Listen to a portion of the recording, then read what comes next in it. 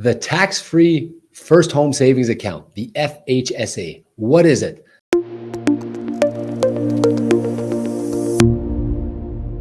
Let's get right into it right now. I'm Rob Tetrault, guys. Thanks for tuning in. The FHSA, the government introduced this recently. The idea is that it allows you to save money for that first home. The problem with these expensive homes in Toronto and in Vancouver and Montreal is that it becomes more and more difficult for Canadians to save for that down payment. The introduction of the FHSA allows us an additional way to save. We already had the TFSA, but now the idea is that this tax-free savings account is going to be specifically for the purpose of that first home.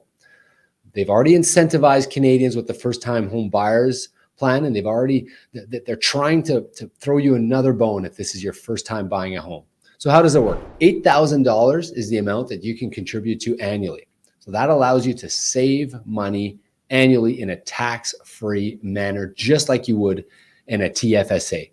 So you take $8,000, you put it into the FHSA account, that grows tax-free. Next year, you can contribute another $8,000. You can do that for 5 years, up to a max of $40,000. You could take 10 years if you'd like to contribute to it, but if you do the maximum amount in 5 years, you'll have maxed out your FHSA. $40,000 max lifetime contribution, $8,000 per year. Now, there is a lifespan on this account. It cannot last longer than 15 years.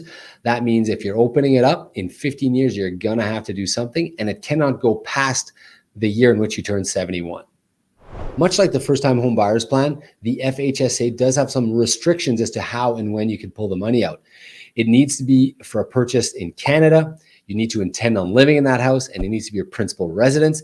And you have to have a written agreement to buy or build a qualifying home before October 1st of the year following the withdrawal. So you take the money out, you can't sit on it for 2 or 3 years. You do need to buy a home and or build it before October 1st of the following year. Also worth noting that if you have both the FHSA and the home buyers plan, you can't make withdrawals from both in the same year.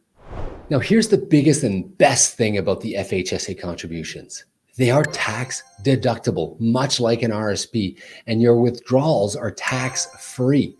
So you put the money in, you get a deduction, just like you do when you make your RRSP contribution. Put $1 in, you get 40 cents back or 30 cents back, depending on your tax bracket. You get to use that money. And not only that, when you're drawing down on those funds to buy the home, you're not paying any tax on that withdrawal. It's a phenomenal tool for you to be using if you're thinking of buying a home in the next 5 years. I would strongly suggest you use this. Now, you might be asking, what's the downside, Rob? What happens if I'm not able to purchase a home, if I never end up buying a home? Well, another piece of good news there, because you can actually roll over the funds completely into your RRSP, and it does not use your contribution room. So in other words, let's say you accumulate 50, 60 grand in this account, you take those funds, you can move them directly to an RRSP and they will act like an RRSP. So this is effectively an opportunity for you to add RRSP contribution room in the event that you don't use it. Great tool, the FHSA. We're going to keep you posted. Stay tuned, subscribe to the channel, make sure you like it, because we will be updating you guys on more changes as they come about. But this is a big one, and hopefully you guys take advantage of it. Thanks for tuning in, guys. I'm Rob Tetrault from robtetrault.com. We'll see you in the next video.